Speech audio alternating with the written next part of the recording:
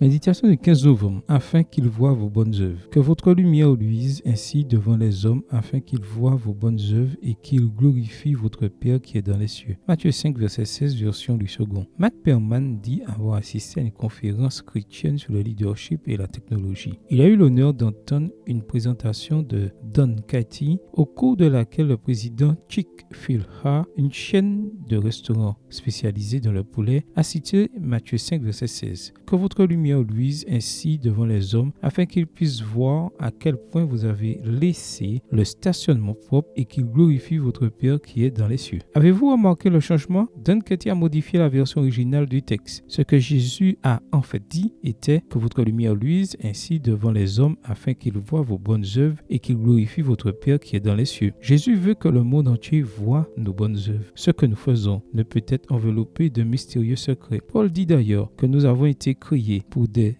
œuvres bonnes. Éphésiens 2, verset 10. La question est, qu'est-ce que des bonnes œuvres? On pourrait adopter une vision réductrice de la question et répondre que faire de bonnes œuvres se limite à prier, donner la dîme, les offrandes, étudier la Bible, aider ceux qui sont dans le besoin, donner des études bibliques, etc. Mais cela va bien au-delà. Luther a affirmé que les bonnes œuvres étaient la façon dont nous témoignons que nous sommes chrétiens. Et le témoignage le plus efficace est notre propre vie. En ce sens, les bonnes actions ne doivent pas nécessairement être des actions extraordinaires qui éblouissent les autres et remplissent nos réseaux sociaux de likes. On remarquera les bonnes actions dans les tâches routinières de la vie, en cuisinant, en travaillant au bureau, en mangeant, en faisant du sport. Tout ce que nous faisons doit être réalisé avec excellence. Pas pour que les gens nous regardent cependant, mais pour qu'ils glorifient le Dieu qui fait à travers nous. Cette phrase de Thomas Caroline résume bien ce que j'essaie de dire au moyen de cette réflexion. Tout vrai travail est sacré aujourd'hui alors que nous nous acquittons de nos responsabilités les plus simples. Souvenons-nous qu'en faisant bien notre travail, nous aurons une occasion précieuse de glorifier le nom de notre Père qui est dans les cieux. Amen. Bonne journée à vous et que le Seigneur vous bénisse.